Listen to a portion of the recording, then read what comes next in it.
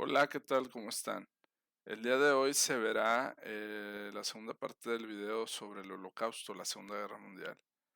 De un tema tan serio, tan delicado, tan actual y tan importante para conocer las raíces de conflictos y las raíces también de ciertas soluciones y del pensamiento de un personaje muy controvertido como Adolfo Hitler. Se han escrito muchas cosas.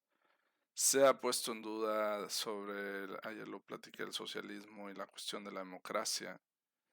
Eran otras épocas, eran otras definiciones y era otro tipo de propaganda a lo que en el mundo se vive actualmente.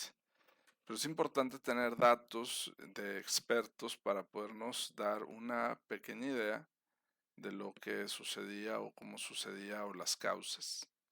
Nunca podremos en la historia igualar la verdad, exactamente la verdad con lujo de detalle. Pero sí hay cuestiones que pueden ser comprobadas y hay cuestiones que pueden ser también muy importantes analizadas. Más que juzgar, hay que tener la mente abierta, el espíritu abierto para entender que la historia es parte del presente. Hay personas que llevan en los genes, en la sangre, la cuestión y el sufrimiento del holocausto. Se han hecho investigaciones de cómo ciertos eventos trágicos, dolorosos, permanentes, pueden marcar los cromosomas, pueden marcar la memoria colectiva, la memoria de esa persona. Esa persona hereda genes, hereda la sangre del pasado. No solamente la cuestión histórica de un papel o un documento o fotografías, sino la cuestión biológica también. Entonces se han hecho algunos estudios de cómo ciertas tristezas, ciertas depresiones posiblemente tienen raíces también en lo que pasa ayer, en lo que pasa en nuestras familias en el pasado. Eh, Mi bisabuelo era, era judío. Yo tengo descendencia judía, de cierto modo. Era exiliado español, vivían en España y después de sufrir muchas cosas tuvieron que exiliarse y cambiar de país. Y por eso es importante, porque me interesa conocer también mi pasado, mi historia, que nos hace lo que somos el día de hoy también, como seres valiosos, como seres humanos, como personas que no tenemos que repetir estas situaciones del pasado y que se debe aprender también del sufrimiento colectivo y del dolor colectivo muchas veces, provocado por el mismo ser humano, no provocado por la naturaleza. No estamos hablando de un ciclón, no estamos hablando de un temblor, no estamos hablando de un tsunami, estamos hablando de cuestiones humanas, de cuestiones que se pudieron tal vez prevenir en cierto grado modo, de cuestiones que el individuo sentía el control. Mientras un grupo perdía el control, el otro grupo retomaba el control de la vida de los demás. Hubo casos también positivos en la guerra, personas que salieron adelante, personas muy fuertes que trataron de olvidar todo y estudiaron una carrera, escribieron libros, produjeron cine, se fortalecieron de tanta maldad y de tanta destrucción que había. Y había personas que no pudieron, se deprimieron, se derrotaron porque su ambiente fue así. Uno cambia el ambiente y el ambiente lo cambia uno también, muchas veces, aunque no quiera.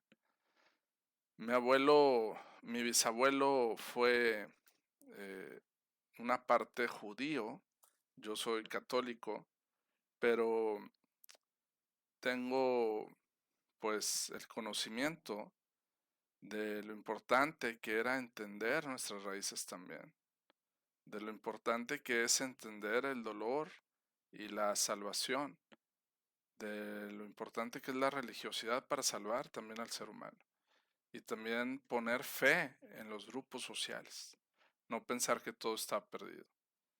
Remontarnos al pasado puede ser muy sensible, muy doloroso para muchísima gente, pero es también una materia muy importante de estudio.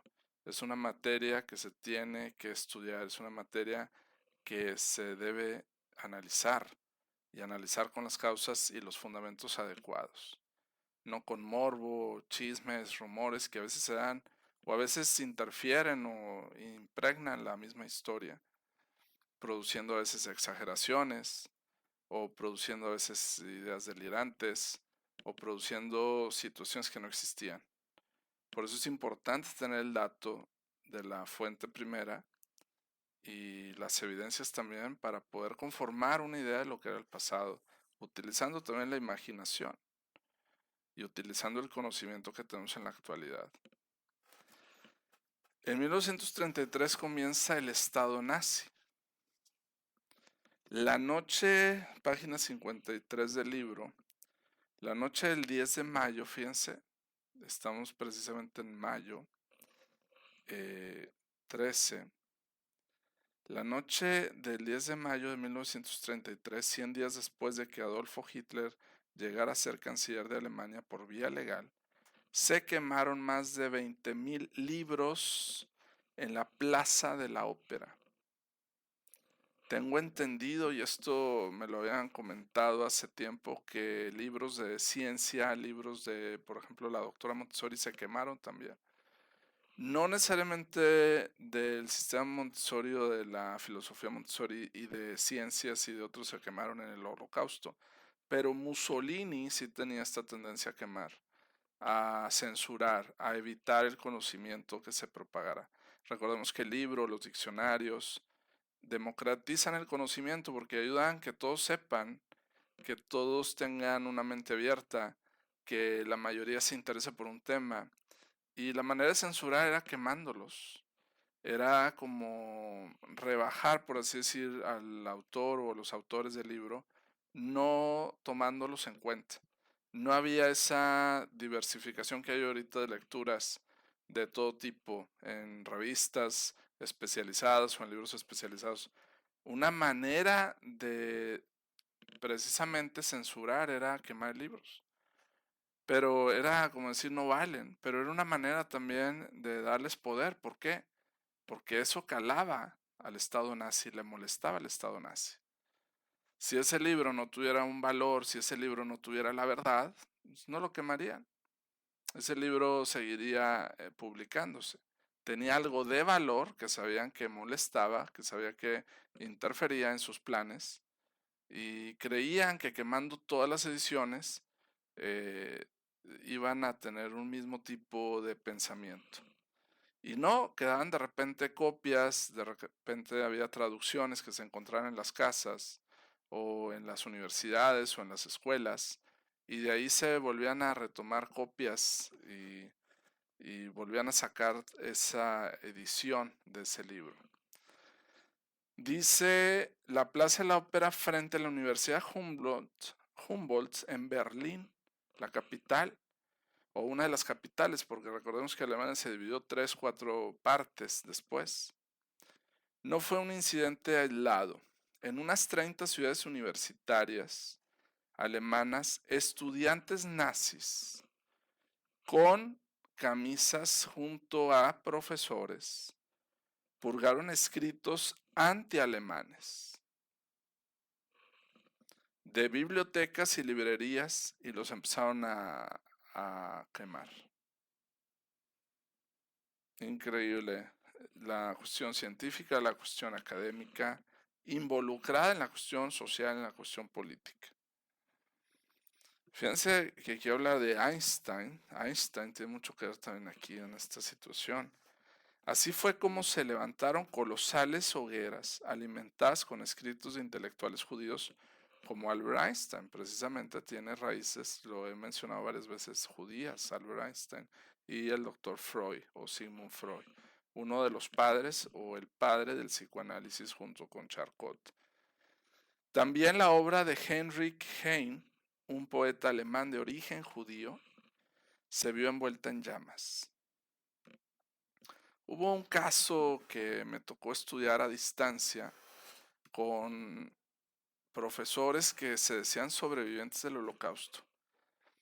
Y a distancia nos daban cursos y nos comentaban que había una persona, esto no viene en el libro, que se llamaba Nekama Tex. Y Nekama Tex era judía y logró cambiar su acento o su idioma para que no la reconocieran como judía.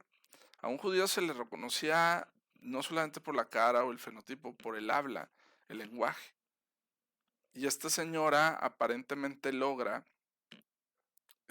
hacerse pasar por alemana. Y no aparentemente escribe poemas como Ana Frank, no le dice nada, etc. Hay que aclarar algo muy importante. No todos los alemanes estaban a favor de Hitler. No se puede generalizar. No todos los alemanes están a favor de esto. Muchos, pienso yo, eran obligados, muchos no les queda de otra, muchos pudieron haber estado mezclados también convencidos. Porque cuando hay que tener mucho cuidado en la historia, cuando alguien dice el pueblo alemán, ¿quién es el pueblo alemán? ¿Cuántos son el pueblo alemán? Había alemanes exiliados, había alemanes también que sufrieron de Hitler. Había alemanes en México, sí hay evidencia de eso, no todos apoyaron estas causas, algunos sí, algunos no. Y algo muy paradójico, y eso lo he leído en varios lugares de Adolfo Hitler, es que uno de sus mejores amigos, que era su chofer o su conductor por lo menos algunos años de su vida, era descendiente judío. Este señor, Hitler, tenía un gran poder, una gran retórica, perseguía a los judíos o a cierta clasificación de judíos. Pero su mejor amigo era un chofer, posiblemente por ahí tengo el nombre, judío también. Se llevaba con él, por así decirlo. Había esas contradicciones, esas paradojas. Entonces se queman obras de científicos físicos y astrónomos no astrónomos, pero químicos, matemáticos como Einstein y humanistas como Freud en el sentido de la psicología. Aunque el antisemitismo había ido cuajando lentamente en Alemania, poco a poco un proceso durante siglos, alcanzó un punto álgido en 1933. Es una pieza clave en la Segunda Guerra Mundial del 33. Las razones que mencioné ayer económicas. Había una depresión social, había problemas de trabajos, había problemas de negocios, de todo esto. Dice, aunque lo nacionalsocialista, y que ayer en el video comenté que no todos los socialistas ni todos los comunistas piensan igual, ni todos buscan la destrucción, nunca obtuvieron una mayoría absoluta en unas elecciones nacionales celebradas en libertad antes de 1932.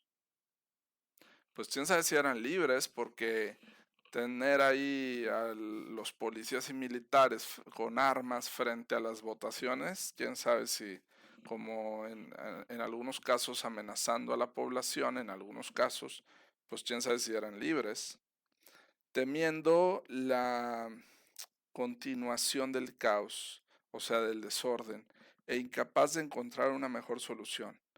El presidente alemán Paul von Hindenburg, de 85 años, tomó a su pesar una decisión fatídica el 29 de enero. Utilizó su autoridad constitucional, o sea, las leyes, para nombrar a Hitler líder de un gobierno de coalición. Nombran a Adolfo Hitler como parte de la oposición en ese entonces, por así decirlo. Y Hitler presenta juramento el 30 de enero.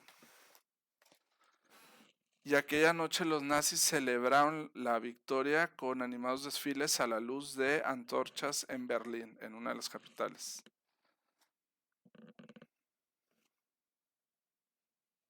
Los judíos se vieron afectados por toma de poder de los nazis. Aquí hay una parte clave de la ideología que tenían. Según la perspectiva nazi, la sangre judía era incuestionablemente diferente e inferior, el concepto de inferior y superior que hablé ayer, a la raza alemana. Superior, inferior en base a la sangre. Hay religiones, no voy a decir cuáles, que piensan que el alma está en la sangre. No hacen trasplantes o transfusiones de sangre. La palabra sería trasplante de sangre porque creen que el alma está ahí. El alma de la persona contiene la sangre en algunas creencias. Y ellos determinaban que había inferiores y superiores basado en sus cromosomas, en sus genes, todo. Si estudiaban los genes, ayer dije que no hacían experimentos con genes. Una cosa es estudiar, leer sobre genética, sobre cromosomas, sobre DNA, que en aquel entonces no era muy no está muy en boga como hoy, que es terapias genéticas y la genómica humana y el cromosoma y la información. No está muy en boga, de hecho no había ni equipos para estudiar. Pero una cosa es estudiar y otra experimentar sobre eso. No están enfocados en la genética tanto. Si al estudio del ser humano, si al estudio de su composición, por así decirlo, y cómo se podía cambiar o modificar. Pero no era un experimento, es muy difícil extraer un gen o un cromosoma y experimentar. Al día de hoy es imposible prácticamente. Se han tratado de hacer luchas y esfuerzos de eso. Ellos se enfocaban más en la sangre y los nazis tenían ciertos nazis tenían yo diría una obsesión por la hipotermia. Estudiaban mucho los cambios y variaciones de temperatura. Eso está publicado en la lista de Schindler, que está documentada en la película, que es para gente madura, obviamente, no la pondría nunca para niños. Son escenas muy fuertes, muy bien editada, muy bien producida. En los campos reales de Alemania, se fueron allá a rodarla en Polonia, en Alemania, etcétera, con vestuarios excelentes, todo como si fuera realidad. Y en esa película basada en historias reales y en notas científicas reales, se habla de la hipotermia, cambios de temperatura, el frío, el calor, qué pasaba si un cuerpo estaba más frío, si un cuerpo tenía disminución de temperatura, qué iba a suceder, etcétera. Jugaban, por así decirlo, con el concepto de temperaturas.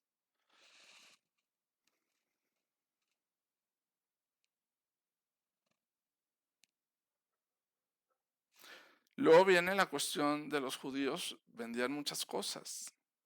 Tienen fama de buenos comerciantes, de gente brillante, de gente que ahorra, de gente muy próspera. El judío generalmente es próspero también en la cuestión del intercambio. Cuando me tocó ir a Israel, en muchos lugares había obviamente judíos vendiendo productos de mucha calidad, muy atentos, se dedican a la mercadotecnia y y a la venta de cosas y de servicios. Dice, en todo el país, las tropas de asalto nazi, la SS, que eran los generales y militares, colgaron carteles, o sea, colgaron panfletos o anuncios con los siguientes avisos. No compréis a los judíos. Hacían propagandas para que no les compraran productos. Era una manera, por así decirlo, de desarmarlos. Era una manera de no darles dinero, de no darles poder y autoridad. Era una manera de decirles, pues no funcionaban como en la sociedad. Escribieron la palabra judío y pintaron la estrella, la famosa estrella de David, que es muy respetada por ellos, de 6 puntas, en amarillo y negro. El nazi tendía mucho a los colores, a usar diferentes colores, tenían diferentes significados. En miles de puertas y ventanas se pegaban esas estrellas con esos colores. Entonces no solamente era la cuestión de la sangre, la cuestión religiosa, la cuestión ideológica, la cuestión de decirles qué hacer con su dinero a la gente. No les compren a ellos, les decían. Si bien la economía alemana de 1933 era demasiado frágil para superar la desorganización que suponía el boicot, se podían tomar otras medidas para despojar y aislar a los judíos. Menos de una semana después del boicot, los nazis aprobaron la primera de cientos de leyes nacionales que definirían. Empezaron a reformar las leyes una por una y a agregar, a cambiar, etcétera. Segregarían o se separarían y empobrecerían a los judíos del Tercer Reich a partir del 33, de 1933 hasta el 38 o 39.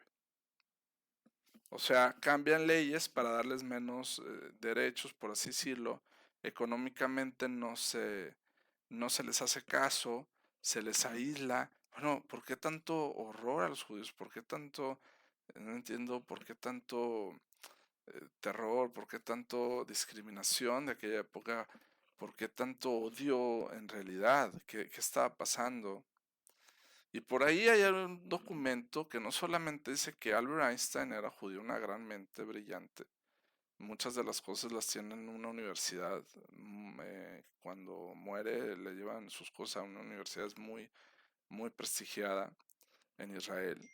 No solamente Freud, se llegó a decir y a publicar que el mismo Adolfo Hitler tenía descendencia judía. Se llegó a decir en algún linaje o en alguna parte de su familia tenía hermanos o alguien de su familia, abuelos, bisabuelos, no se esclarece bien, no se define bien, posiblemente tendría descendencia.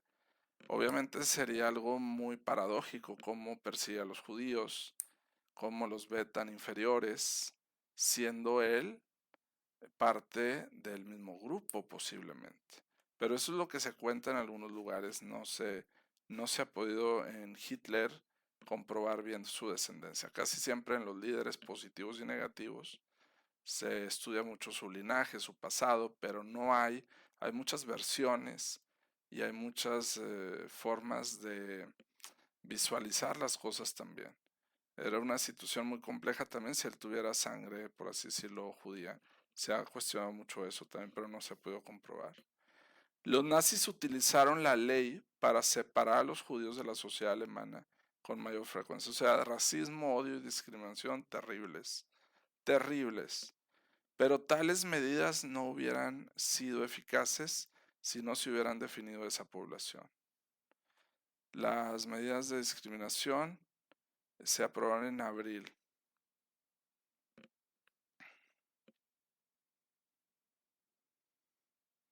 Y uno a veces piensa en la historia cuando uno da estas clases o comenta ciertas cosas en ciertos niveles. Dice, oye, yo no estoy promoviendo obviamente el racismo, yo persona no estoy promoviendo, al contrario, estoy promoviendo el entendimiento de la historia para que este tipo de cosas no se den en la sociedad, para que no se repitan en la sociedad. Que quede claro también la postura cuando uno da este tipo de clases bien delicadas, porque abarca muchas razas, muchas etnias, muchas creencias, abarca muchas personas e individuos. Uno se queda pensando, oye, parece que uno está hablando mal, ¿no? Simplemente está narrando la historia para evitar que estas cosas se den en la modernidad, que lamentablemente se dan en aquella época, y tratar de entender, no justificar, pero entender cuál era la situación real con los judíos. Les daban mucho énfasis en ser inferiores. ¿Por qué tanta envidia? ¿Por qué tanto coraje? Entonces, para que no se piense que comentar algo en contra de un grupo estoy yo a favor, para nada de eso. Simplemente es una narrativa y son datos que aparecen aquí. Es todo lo contrario, queremos la unidad, queremos ser humanos, queremos la paz, la educación debe de unir, la educación debe de, más que dividir o competir, debe de fusionar, y que el otro no es diferente, el otro es un ser humano también tan valioso que se le deben de respetar sus derechos y que también tiene obligaciones. Que lamentablemente en esta época existía este estigma social, este estereotipo que lo usaban como carta para atacar, lo usaban para fines de destrucción. Tenían que encontrar una justificación de tanto odio, de tantas amenazas también que se dan en la guerra. Y que es obviamente lamentable que un grupo de personas haya sufrido tantas cosas y haya, por mucho tiempo, una guerra no dura un mes, no dura 2 meses. Las guerras mundiales duraban 10 años, 11 años seguidas. Las guerras mundiales no había escuelas, había ciertas universidades abiertas, pero había problemas en las escuelas, no había trabajos firmes. O sea, no solamente se sufre por la cuestión de que bombardea un país a otro o la cuestión del territorio, se sufre por falta de empeño, por falta de elementos de progreso social. Y eso es muy lamentable. Hitler llegó a tanta destrucción que en un artículo hace varios meses me tocó leer en internet que los mismos nazis llegaron a atacar la casa de los tíos del mismo Adolfo Hitler. Él no se había dado cuenta, hasta después se dio cuenta que con su mismo poder, su misma destrucción, todo el odio que estaba impregnado en la guerra, se había autodestruido a su familia, a sus propios tíos. Increíble que ni siquiera hayan pensado en su propia familia. A ese nivel llegaba la ambición, el poder y la ignorancia también de lo que es un ser humano, de lo valioso que el otro puede ayudarnos a hacer, a crecer, independientemente de su creencia, independientemente de su forma de ser, de pensar, etc. Es una persona valiosa que merece estar en la sociedad, que merece progresar, que pues simplemente uno se queda pensando el remordimiento. No tenían remordimiento, no tenían conciencia de lo que estaban haciendo, pero por otro lado, era una situación obligada para muchos. No les quedaba de otra, era el ambiente que se vivía lamentablemente. No se podían escapar de ese ambiente, era como presionados para hacer cosas, muchos contra su voluntad, otros a favor de su voluntad. Eso después se vería en los famosos códigos de Nuremberg. Nuremberg también era otra capital de Alemania, donde Estados Unidos obliga de cierta manera a los nazis a rendir cuentas. Y obviamente Hitler pues no apareció, ya se había ido, escapado o había fallecido. Y mandan, inclusive hace unos meses leí una noticia donde todavía están enjuiciando a gente de los nazis de aquella época. Increíble, los obligan en el código de Nuremberg a hacer un código para no experimentar con seres humanos, para que haya seguridad en los experimentos, o sea, pues, a nivel científico, para que no se discrimine a los seres humanos y que se rindan cuentas también de todo lo que habían hecho. Unos aceptando que era por moto propia, voluntad propia, y otros aceptando que fueron presionados. Definitivamente el ambiente era presionador. El ambiente era que no había otra cosa en qué pensar o qué hacer. Era un ambiente de destrucción. Entonces, también ellos tenían muchas cosas obligadas y tenían también que proteger a sus familias. Pues, los llegan a amenazar si no les hacían caso. No era aparentemente todo el odio, el racismo, eran situaciones de presión también, de estrés. A muchos después les dieron estrés. Hay un término que se utiliza, el estrés postraumático y el estrés de, por ejemplo, la gente que ha ido a la guerra. Muchos no pueden dormir por años y años, tienen que tener terapias. Sufren mucho, escuchan un ruido y se acuerdan de la guerra. Hay muchas consecuencias al individuo, hay muchas consecuencias psíquicas y emocionales a la persona y a su familia también. Padecen después de la guerra. No es nada más el problema la guerra.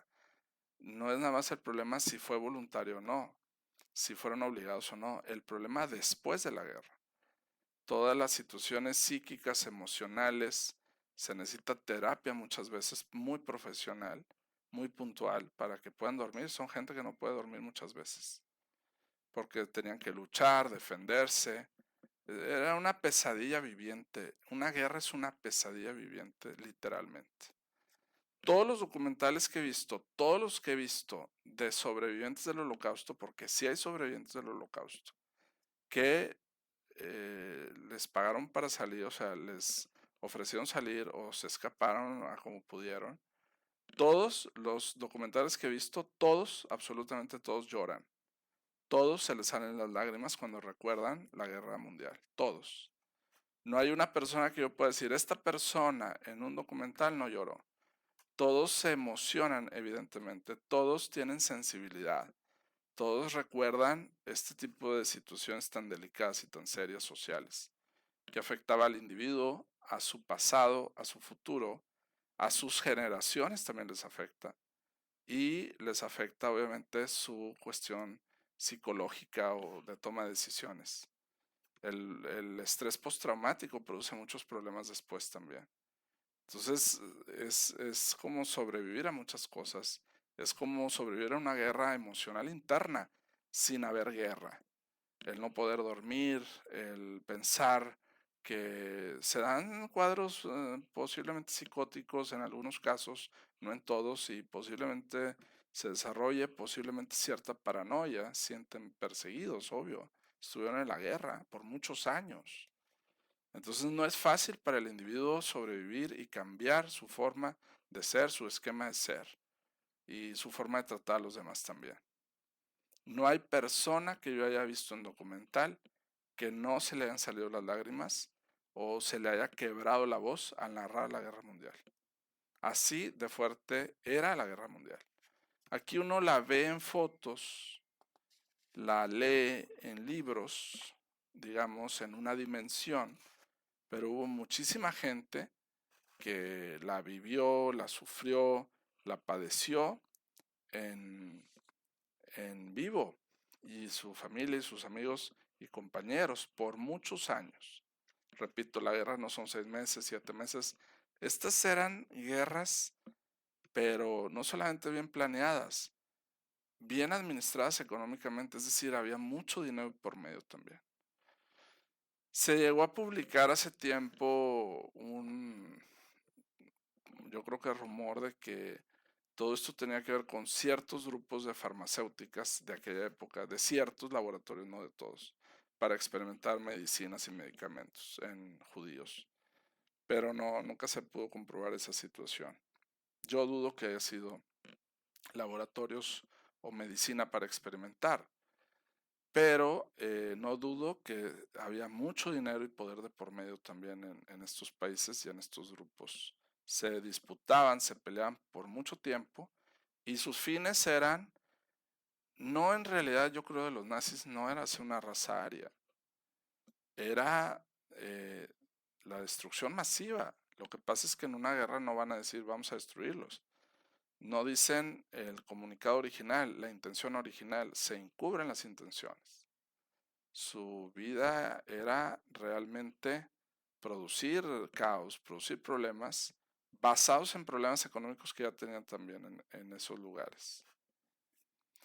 Dice, había judíos también alemanes.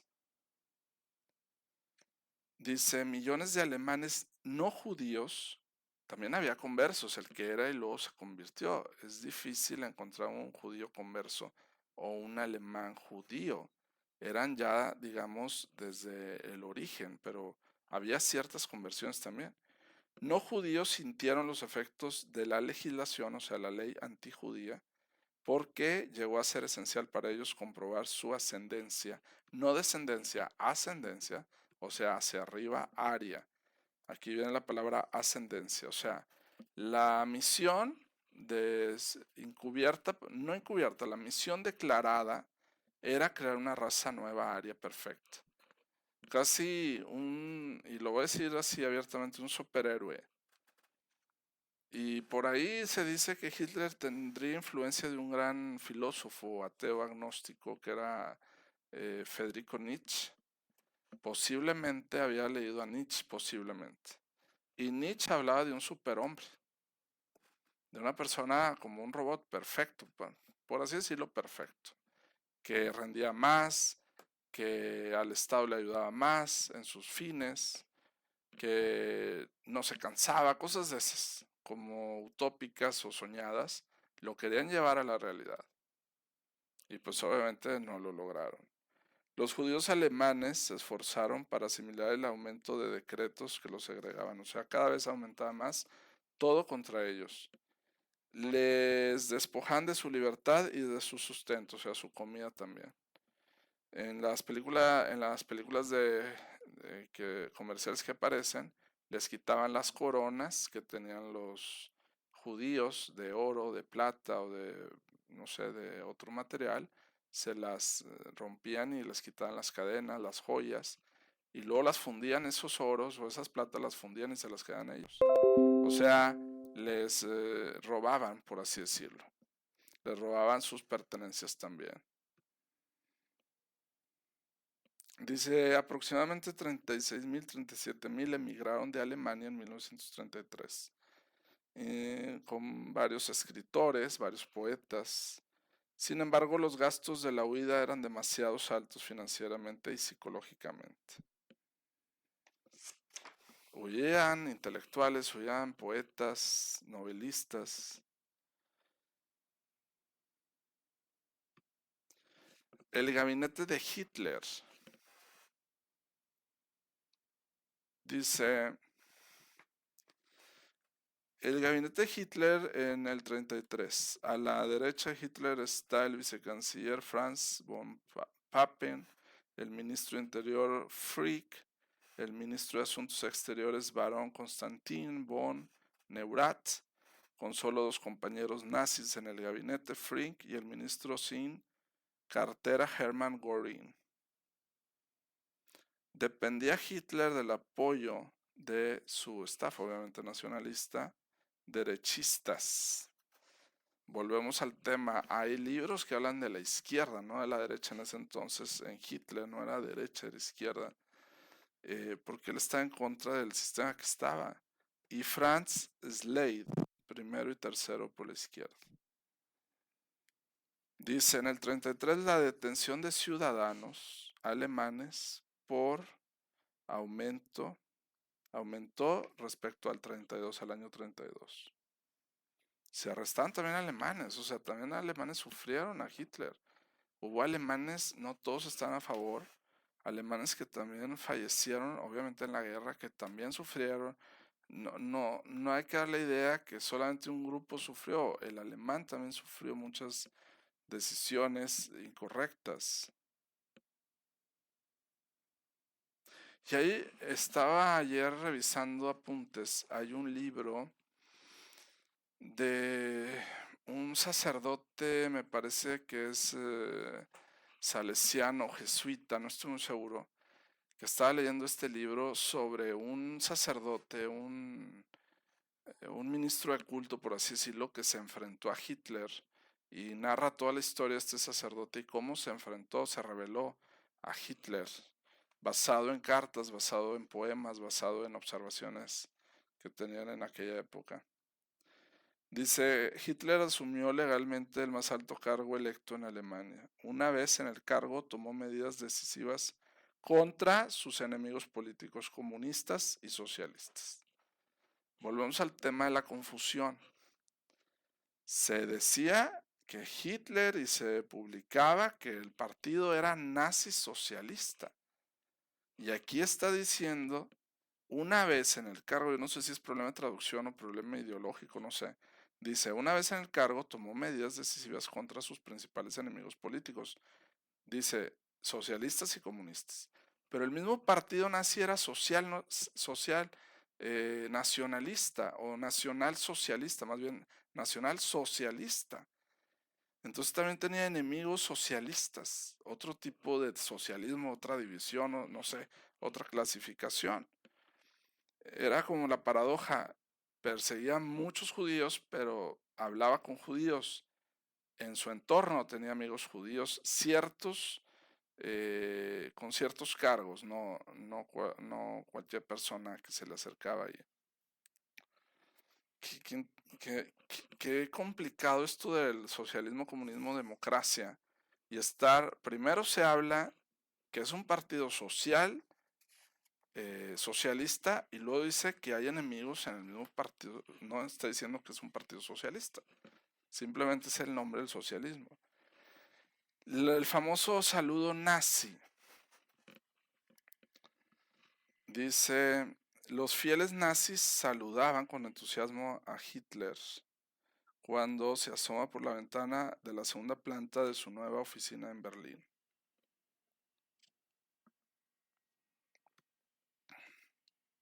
Esta escena crea la impresión de lealtad, de confianza inquebrantable. darle poder y dar la impresión de apoyo en las masas. La esvástica nazi, el símbolo nazi, el saludo Sei Heil o Heil y las siempre presentes implacables tropas reforzaban la imagen de un estado nazi omnipotente, o sea que tenía todo el poder o muchísimo poder. Luego bien la definición de holocausto era que era fuego, que tenía que ver con el fuego, con destrucción.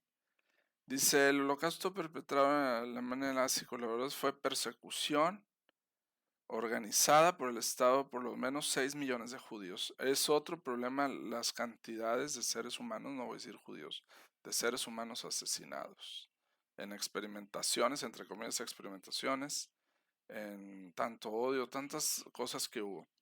Hay museos que hablan, me tocó ver museos, si no recuerdo mal, de 12 millones de víctimas, incluyendo alemanes también.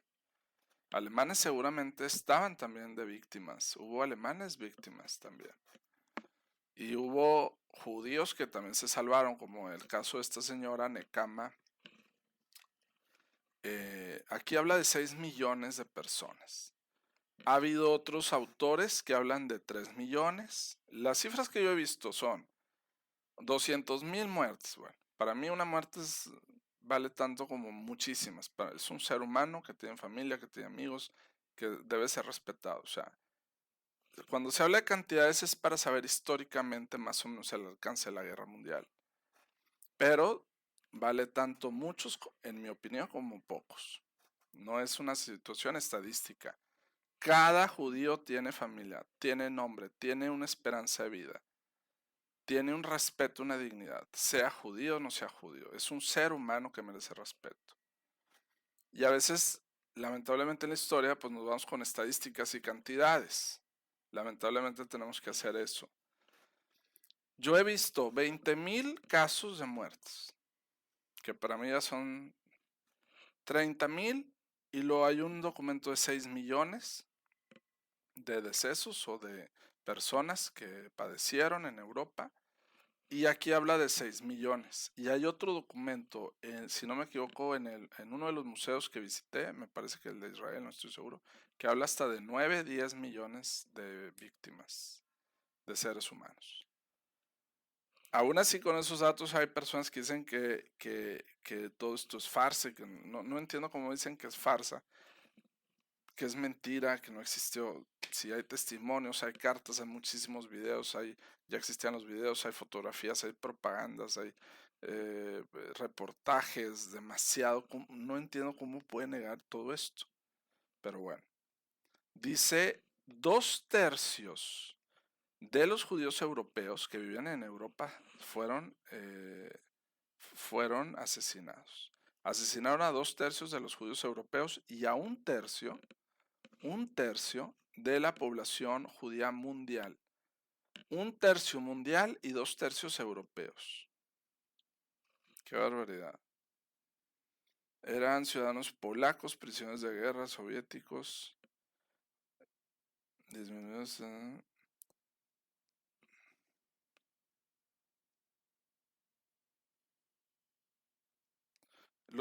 Los nazis hablaban de la solución final del asunto judío, que se mencionó ayer. Dice, se usa generalmente en Israel y el día oficial de memoria del Holocausto se llama Yom HaShoah. No sé creo que no lo pronuncié bien. Sin embargo, holocausto, un término que adquirió importancia en los 50, sigue siendo el término común en el mundo de habla inglesa. Proviene de la versión de los 70.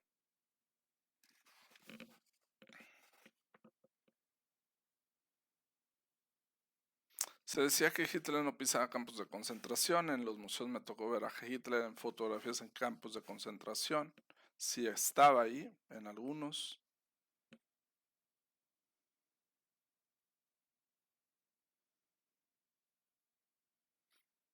Y es increíble en la historia cómo uno acaba hablando más del peor o del supuesto líder, del que aniquila, que de las propias víctimas que también requerían amor, que requerían cuidados. Por eso la historia es muy fría muchas veces, porque no solamente son datos, sino que se enfoca mucho la historia en atrocidades y no en realmente lo que sufrieron los judíos y sus familiares y sus familias. La historia la historia a veces narra el morbo de las formas de tortura, cómo se torturaban. Yo, la verdad, a mí me da escalofríos. Sí me da escalofríos, no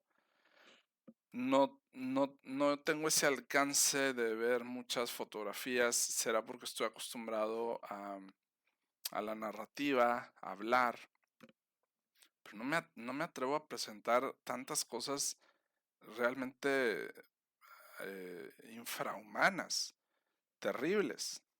Y la historia no se debe enfocar en eso, en las torturas o en el morbo, en producir, sino en producir respeto, en producir solidaridad, en producir una conciencia de amor a los demás, de respeto a los demás, más que esta situación de cómo los torturaban, cómo les hacían esto.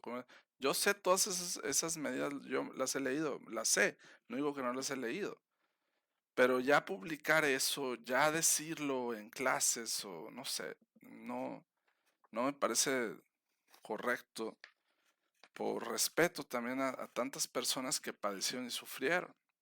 Y eran realmente cosas terribles, aterradoras, muy fuertes que tenían que sufrir gente inocente. ¿Qué hicieron ellos? O sea, ¿de dónde sacaron todas estas ideas también? De infelicidad o de envidias o de egoísmo. ¿Por qué hacían todo esto? ¿Para qué? Dice un judío alemán, había judíos alemanes, se ve obligado a llevar una pancarta en el que dice que había tenido que había tenido un encuentro o una plática con una persona cristiana, o sea, había esa diferenciación.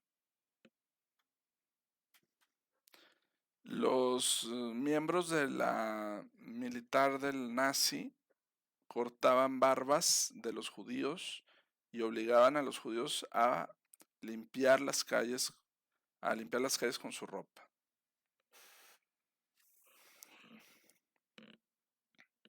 Hubo incendios.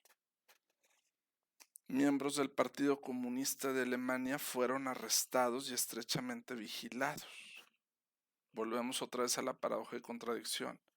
Se habla del socialismo y comunismo apoyado por los nazis y luego se habla de otro partido comunista de Alemania que son arrestados como si fueran los enemigos o como si fueran los detractores del régimen o de Adolfo Hitler. El 20 de febrero del 33 Hitler se gana el apoyo de un grupo de destacados industriales alemanes, empresarios alemanes, tenía ayuda, en una reunión convocada con este objetivo.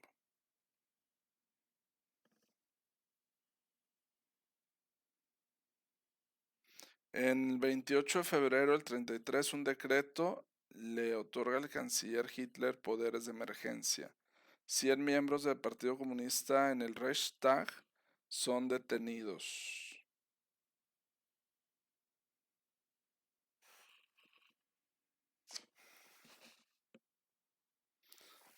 En el 33, 4 de marzo, el presidente de Estados Unidos era Roosevelt, el famoso Roosevelt, pronuncia su discurso inaugural. Y él será el presidente durante todo el Holocausto. Roosevelt. Había estados autónomos en Alemania, sí se dividió en varias, oriental, occidental, creo que en 4 fragmentos. La misma Alemania tenía muros, tenía cercas, a mí me tocó ver fotografías de muros y de cercas, de cercas me refiero a la cerca, la que delimita en Alemania, estaban delimitados ahí.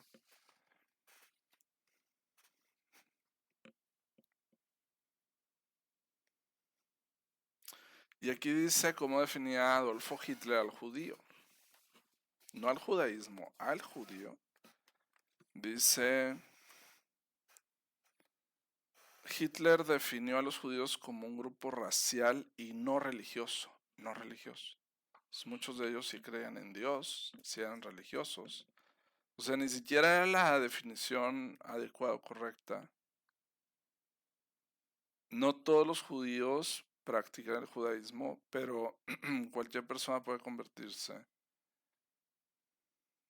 Los orígenes del judío se remontan al patriarca bíblico Abraham o Abraham, que viene en la Biblia, quien vivió aproximadamente, según la Biblia, 4000, 3000 años. El judaísmo es una religión que distingue ser monoteísta, creer en un Dios, como el cristianismo, monos es uno, teos Dios, y tiene raíces en el éxodo del antiguo pueblo hebreo, huyendo de la esclavitud egipcia. Con el tiempo los judíos ocupan Canaán, la tierra de Canaán, y establece el reino de Israel, que era, según la Biblia, una de las tierras favoritas o predilectas de Dios. Eran elegidos de Dios también. En el año 70 después de Cristo, los romanos reprimieron con violencia una prolongada sublevación de los judíos. Los judíos exiliados, los que se sacan de países o ciudades, entonces han vivido en países europeos durante más de 2000 años.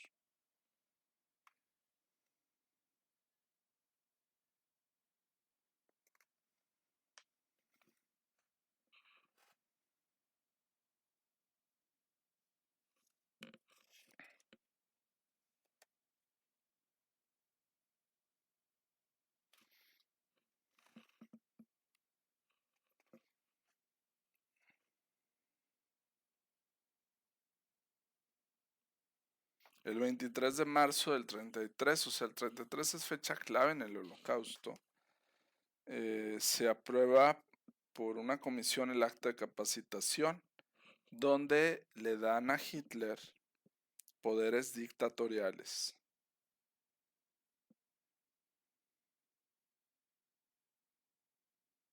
Y viene una palabra que Hitler usaba muy fuerte, no voy a mencionar aquí, no la quiero mencionar, está muy fuerte esta palabra sobre los judíos y sobre, es muy ofensiva sobre los judíos, no la quiero mencionar por respeto. El 27 de marzo, un mitin gigantesco de protesta antinazi organizado por el Congreso Judeo Americano tiene lugar en Nueva York. Cosa curiosa porque Nueva York tiene muchísimas descendencias judías también. Muchos empresarios son judíos, muchas personas que venden joyas, joyerías, que tienen cuestiones de mercadotecnia en cine, en televisión, vienen del judaísmo, son judíos algunos. Había protestas en Nueva York, o sea, también hubo un boicot de productos. Ah, no, dice,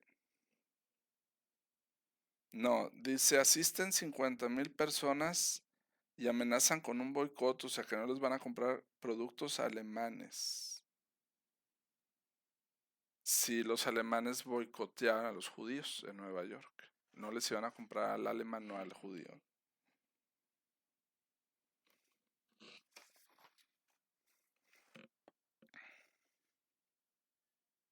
Jóvenes nacionalsocialistas hacen el saludo a Hitler mientras asisten a un desfile.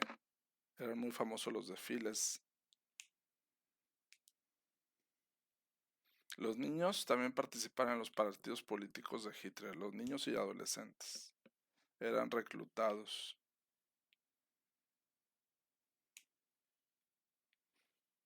Querían un Reich o un reinado, aquí dice, Reich o Reich, reinado, supongo, de 1000 años.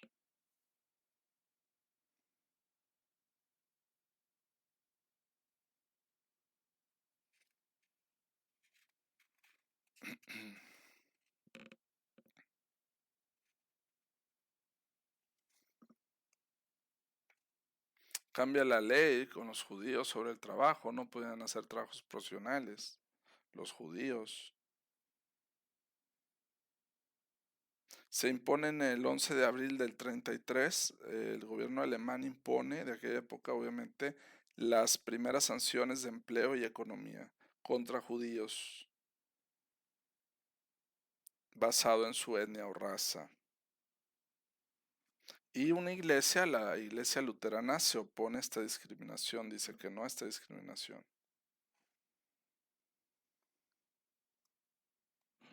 O sea, ya había ese concepto de están discriminando desde aquella época por parte de ciertas iglesias también. Hay un rabino, el rabino Margolis, se dirige a la multitud de Nueva York, Madison, o en el Square Garden de Nueva York, el 27 de marzo de 1933. En 1933 pasaron muchísimas cosas en Alemania y en Nueva York también. Aproximadamente 50,000, 56,000 personas se unieron a protestar contra el trato de los nazis a los judíos. Protestaban por el trato de nazis a judíos en Nueva York. Eran discursos de importantes autoridades rabínicas, políticas y celebridades tuvieron impacto en el régimen. Los líderes religiosos convocaban al ayuno, o sea, no desayunar, y orar y hacer oración. Eran protestas en Nueva York en el 33 también.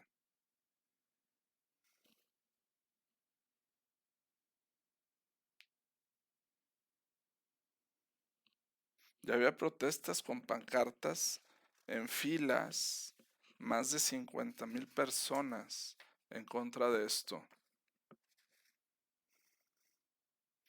Dice Ludwig Müller, varios teólogos protestantes que militaban en el grupo Tropas de Asalto de Jesucristo vieron en Hitler un instrumento de Dios. Esta organización encabezó un movimiento para alinear la iglesia protestante de Alemania con rituales paganos nórdicos, o sea, del norte de Europa, las cuestiones de Noruega, Finlandia, y asumiendo objetivos nazis.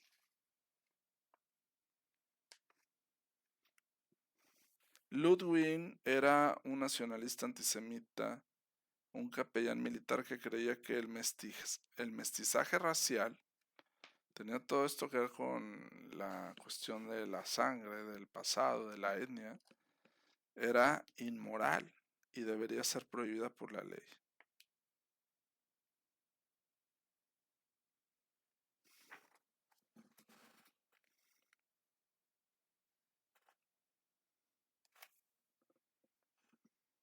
Viene otra figura muy fuerte que no va a pasar aquí en video. Está muy fuerte esta fotografía. De simplemente observarla.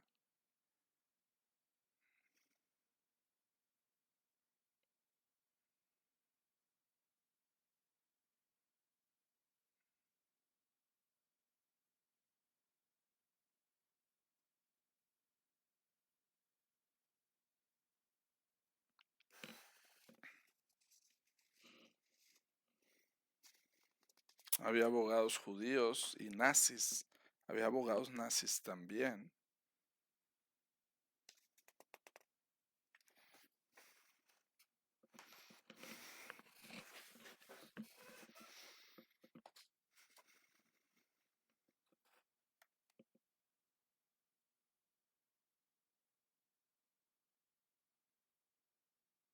El plan económico nazi era conocido como el Plan Reinhardt.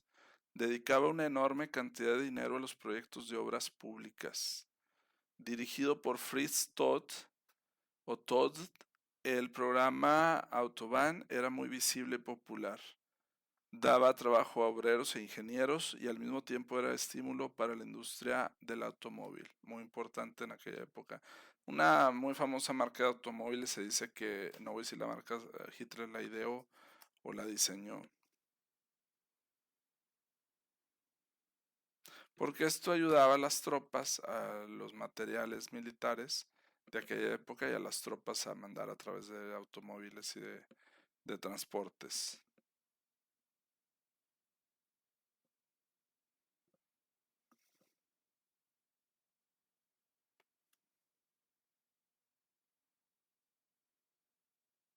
Hablaba de la pureza genética, les prestaban dinero a los que supuestamente no tenían interferencias genéticas.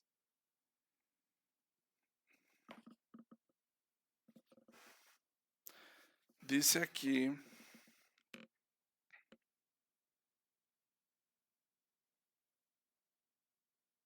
se vendían las biografías de Hitler en librerías.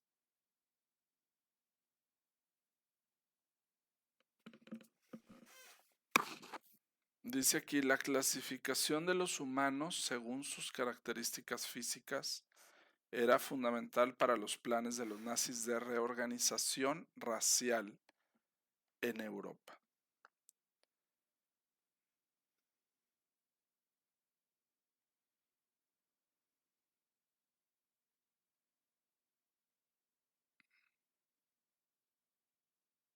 Supuestamente en la ciencia, aquí dice pseudociencia nazi, o en la ciencia nazi, había unas placas de metal con diferentes colores y de ahí se determinaba qué raza era la persona a través de su color.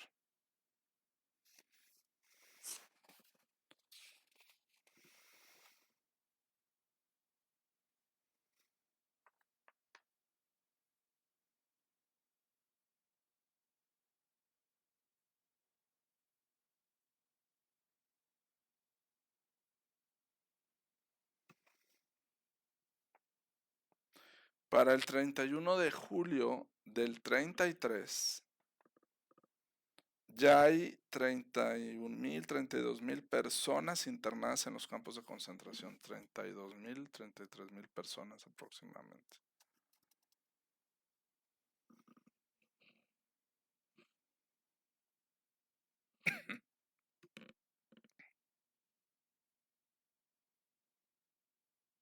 Fíjense, el 2 de septiembre del 33, otra vez el 33, pieza clave en la Segunda Guerra Mundial, se establece la Cámara de Cultura del Reich, o del Reich. Los judíos son excluidos o separados del periodismo. Del arte los separan de la literatura. De la música, del cine y del teatro no los quieren inmiscuidos en estos ambientes. Los separan de todo esto. Y el 29 de septiembre Hitler aprueba un decreto, todo esto era por decretos y por leyes, el racismo, la discriminación, la diferenciación. Hitler aprueba un decreto que excluye a los judíos de la profesión de ser granjeros. No los querían a los judíos tampoco de granjeros, ni de cine, ni de artistas, ni de literatura, ni de periodistas, prácticamente nada.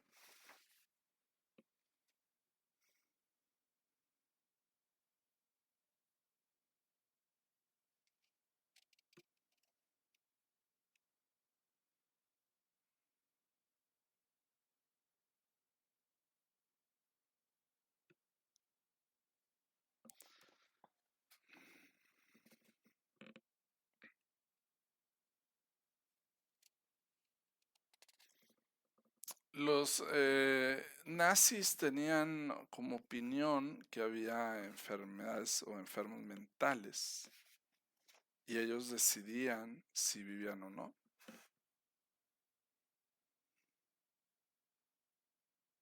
Dice, las personas con no usa la palabra trastornos, es una palabra nueva, relativamente nueva en los análisis de personalidad, trastorno.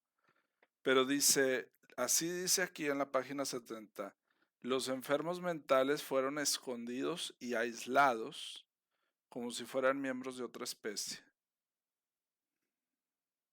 Los separaban también, judíos y personas, según ellos, que tenían problemas mentales. Habría que ver qué test o cómo sabían o en qué se basaban. O el punto es que eran excluidos también, eran rezagados del Estado.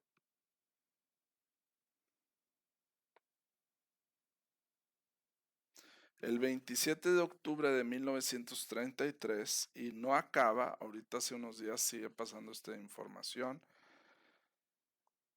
disturbios árabes en Palestina contra la migración o inmigración de judíos.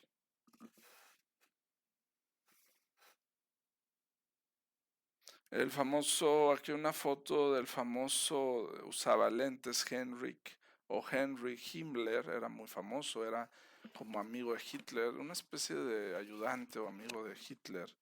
Yo creo que él tenía muchas de estas, todas estas ideas macabras y de segregación y todas las tenía Himmler. Me parece que Himmler tenía mucho que ver en todo esto. Y otros oficiales nazis llegaron al estadio de Berlín para un mitin del partido, o sea, una reunión del partido.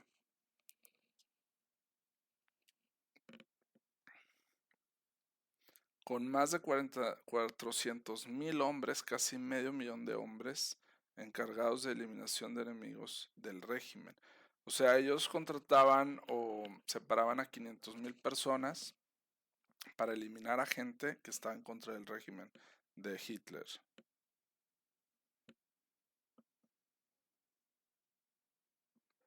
Se celebraba el día del partido, precisamente en el lugar donde fueron los códigos o las cuestiones éticas en Nuremberg. Los fieles nazis marcharon en fila durante la primera ceremonia, llevaban la esvástica, los símbolos estos o señales del partido de Nuremberg. Los batallones de soldados llevaban estandartes, tipo banderas o estandartes, con el águila y bandera proclamando Alemania despierta. El águila siempre ha sido generalmente un símbolo de libertad en muchos países. El águila se ha usado durante muchos años en muchos países, no solamente en uno o en dos. Es algo que se usa mucho en banderas, en insignias desde hace muchos, muchos años.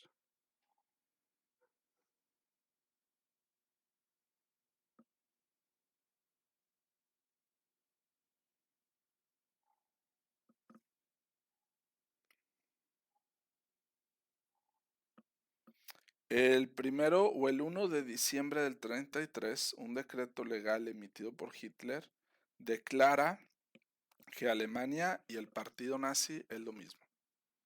El partido nazi y Alemania el 1 de diciembre es lo mismo.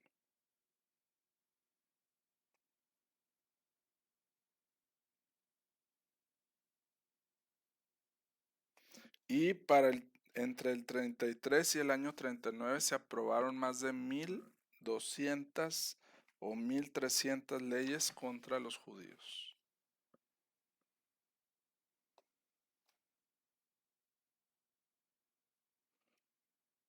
Eso era más del 1933, todo lo que había sucedido ese año.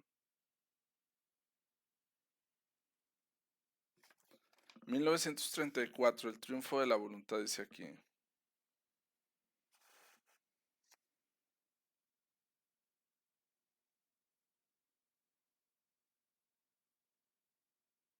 Dice, muchos seguidores nazis se dirigen a Nuremberg en septiembre del 34 para celebrar anualmente la solidaridad nazi, que era una celebración de 1 o de 2 o 3 semanas.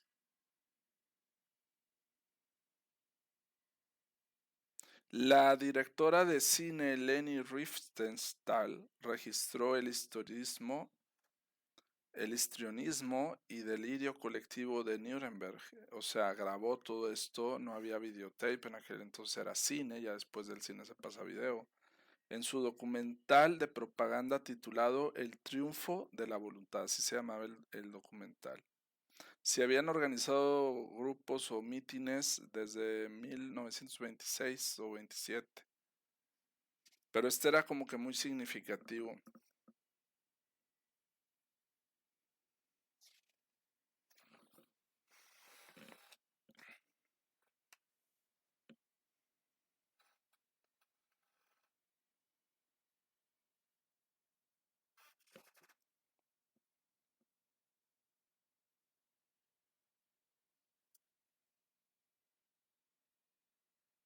Viene un evento que sucedió, no lo voy a comentar, es muy fuerte lo que sucedió en junio, entre junio y julio de ese año.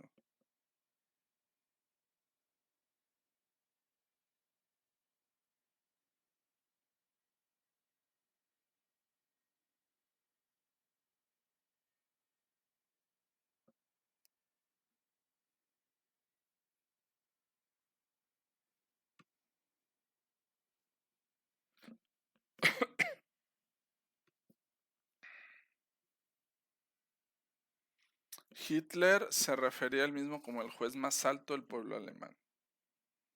Hay una foto de Hitler, muchísima gente que acompañaba a Hitler, eso era impresionante. Podía llegar a 1 millón, medio millón, 2 millones de personas en las plazas donde estaba Hitler. No se movían, estaban como en estado catatónico, como en estado, no sé, de miedo, de, no sé, de, de autoridad. Es increíble la disciplina externa o el control que tenía Hitler sobre tanta gente, medio millón de personas en una plaza o más, llenando 1 millón. Imagínense si un estadio, por decir un estadio de fútbol, caben, depende del estadio, caben 30.000. Vamos a suponer el estadio más grande son de 60.000 personas. Imagínense 600.000 personas, 60.000 en un estadio de fútbol, por decir.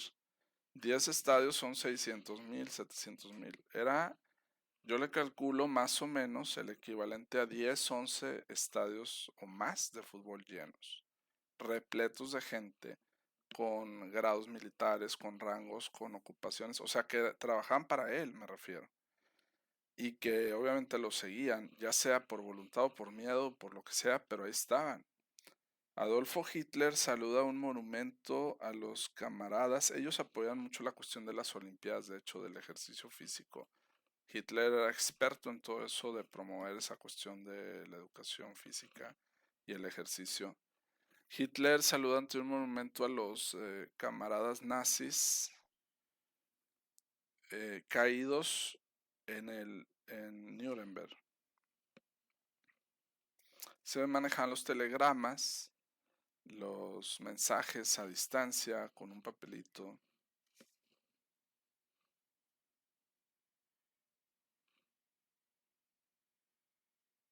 Hitler era la autoridad más alta de Alemania en ese entonces. Los soldados nazis le juran fidelidad. Fíjense, usaban la palabra Dios, por eso decía que Hitler en alguna parte era religioso. Dice, juro ante Dios, esa era la promesa, prestaré obediencia incondicional a Hitler, el Führer de la nación y del pueblo, jefe supremo de las fuerzas. Y como soldado valiente estoy dispuesto a arriesgar mi vida en cualquier momento por este juramento. Ese era el juramento, obviamente en alemán.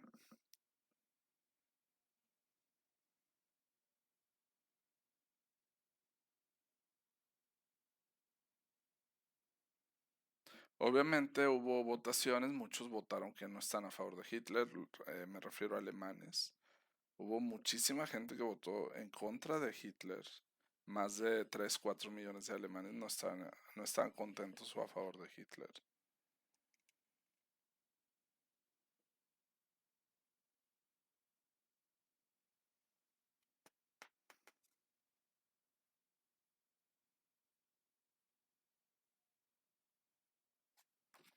Tiene muchísima información este libro, muchísima información y fotografías y anécdotas y de todo. Y datos, digamos.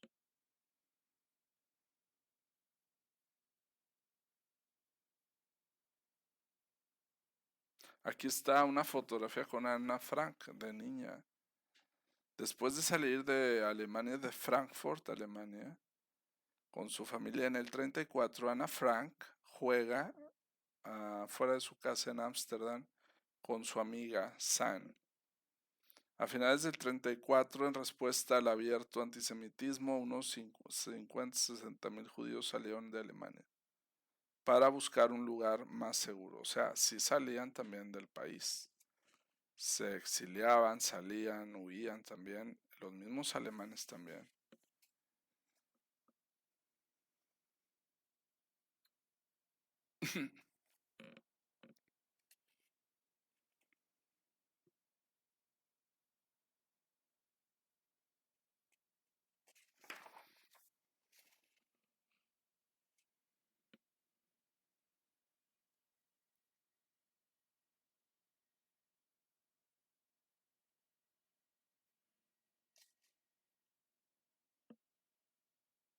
Le llamaban en aquel entonces la Nueva Alemania, los que están a favor de Hitler.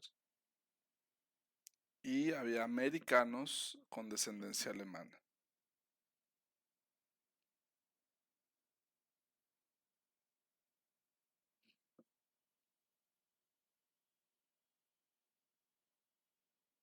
El 7 de abril del 34, miles de norteamericanos asisten a un mitin pro-nazi en Queens, Nueva York.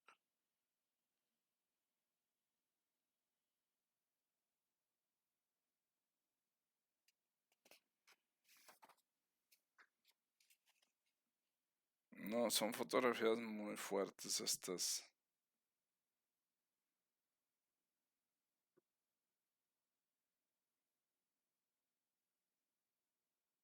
Tenían su bandera, su juramento.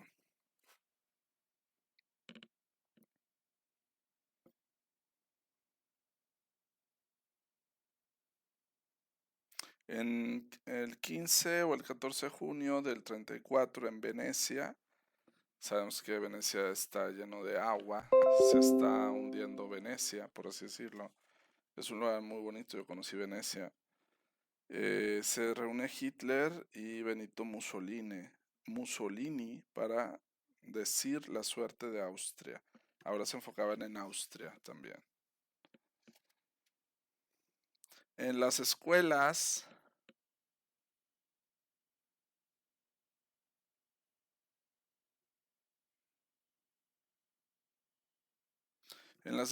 los maestros y alumnos, niños, niñas, saludaban a Hitler con el famoso saludo nazi en Alemania.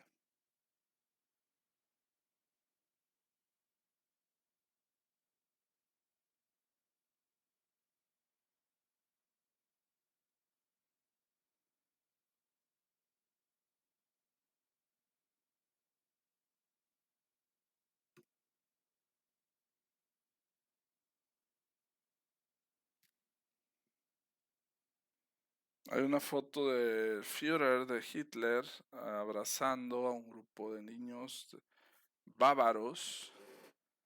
La propaganda nazi retrataba a Hitler, o sea, le tomaban muchas fotos y cine, a Hitler como un líder fuerte al tiempo que un guía amable y protector.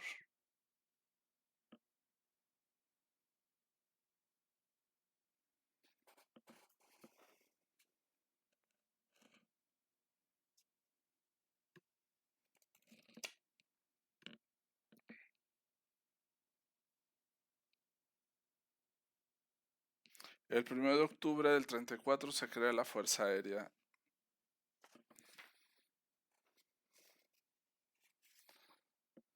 35. Llevamos 1 hora 18 minutos. Le voy a dejar hasta aquí. El 35 lo vemos en la tarde o mañana o pasado mañana. Vamos a ver hasta qué año llega el libro. Pues, obviamente no lo voy a leer todo. Solamente lo que considero más importante. Di crédito al libro en el video de ayer. Es personal, yo lo compré. Así es que tengo autorización, puedo hacer un video sobre este libro. Es mi propiedad. Eh, Llega hasta el año. La fundación de Israel aquí viene también. Llega hasta el año. La Guerra Fría. Resistencia judía en Palestina. Quiero saber hasta qué año. Llega hasta el 46, 1946.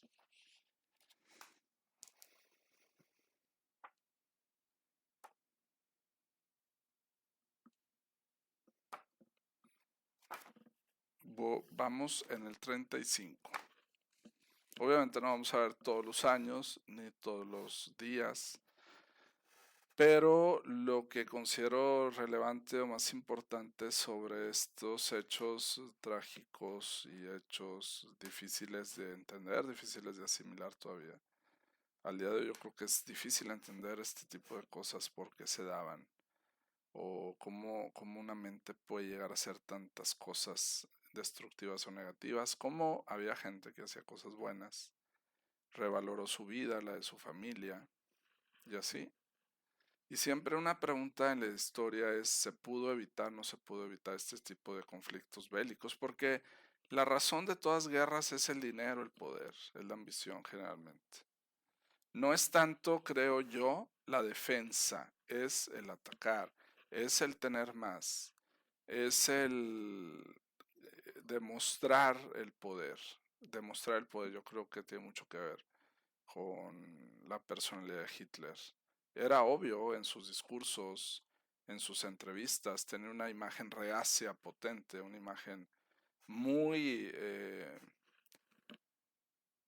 nada indulgente, obviamente, muy autoritaria, una imagen de convencer, de manipular, de hacerlo sentir como un pueblo unido, pero con fines económicos y con fines, obviamente, de otra naturaleza. El fin era no solamente hacer una raza aria o un mejor ser humano, según ellos, sino apoyar también desde su punto de vista a los que eran apoyados también. Pero era el odio desmedido también al grupo de judíos y a otros grupos que también padecieron y sufrieron en los campos de concentración. Entonces siempre una pregunta en la historia es, ¿se pudo haber prevenido todo esto? ¿Por qué no se pudo haber prevenido? Y luego vienen los bloques aliados de países que ayudaban, que exportaban materiales, que importaban, que a ellos les convenía vender, obviamente, para hacer negocios a otros países. Y siempre es muy complicada la historia en ese sentido. ¿Se pudo prevenir? ¿Quién pudo prevenir? ¿O era un negocio? ¿O les convenía tenerlo? En una guerra no hay escuelas, no hay educación generalmente, no hay esperanza. Se destruyen muchas cosas. Es una realidad muy cruel, muy fría. Entonces, ¿se pudo haber prevenido o no este tipo de situaciones? ¿O pudo haber durado menos años, por ejemplo? Y por eso ayer decía, se pierde el control. A veces se cree que los actores políticos o económicos, porque la guerra la financian también gente, o empresas a veces se financian, tienen un cierto límite, pero la guerra, como lo mencioné ayer, se pasa de los límites también. Ya llega un punto en que les arruinaron toda la vida prácticamente. Estamos hablando más de 10, de 15 años de guerras constantes, de problemas de trabajos, de problemas de salud constantes, permanentes, de mala comunicación, de odio engrandecido a grupos, a minorías que existían para sentirse superiores. Son complejos de inferioridad muchas veces para que el otro se sienta mejor. Y que a fin de cuentas, todo, yo creo que en lugar de lograr más amor y compasión, nos queda, nos quedan más dudas sobre la guerra. O sea, no tiene que haber una guerra para entender al otro, para ayudar al otro, para humanizar al otro. Lamentablemente se tienen lecciones bien fuertes y también niños, adolescentes que vivían estas etapas, que algunos iban a las escuelas, otros tenían que trabajar. Había temporadas que se producía, había temporadas que no producía el Estado en Alemania, donde los nazis quieren independizar, pero quieren imponer su voluntad, por así decirlo, y que surge de la nada prácticamente el partido nazi, surge de la nada. Hitler daba discursos que practicaba, él practicaba sus discursos. Hay fotografías de Hitler practicando enfrente de una pared o enfrente de un espejo, no estoy seguro, pero de una pared solo. Solo practicaba lo que iba a decir. Muchas cosas las tenía practicadas, las tenía mecanizadas, las tenía, no eran espontáneas, no eran naturales generalmente. Las tenía aprendidas, memorizadas, para lograr el efecto de concentración en los demás y el efecto de unidad y el efecto de naturalidad. Se pensaba que era natural, pero ensayaba. Ensayaba muchas cosas, cambiaba los discursos, todo eso. Entonces aquí nos damos cuenta cómo una cosa puede ser un discurso político o científico o económico y otra cosa es la realidad que se quiere cambiar o la realidad que se tiene en esa actualidad. El discurso era muy bonito, como muchos discursos a lo largo del tiempo: vamos a crear, vamos a crecer, vamos a ser mejores, va a haber mejores empleos. Todo eso lo prometía Hitler. En sus discursos, digamos, lo prometían. Y en la mera hora se descontrola la guerra, es todo lo contrario. Cero trabajos prácticamente, cero ayuda, destrucción por todos lados, a donde se voltea a ver: las casas, caminos, torres, todo destruido, el, el fallecimiento de gente, de seres humanos. Y que todo esto, en lugar de promover un bien, producía también este tipo de situaciones o de reacciones también. Espero les haya podido hacer más que decir, espero les haya gustado, espero haberlos hecho analizar y reflexionar cosas muy interesantes y muy delicadas y muy importantes, creo yo, que tenemos que saber del pasado. Espero haya sido de su interés, de un tema bien importante, pero bien espinoso. Es un tema muy espinoso.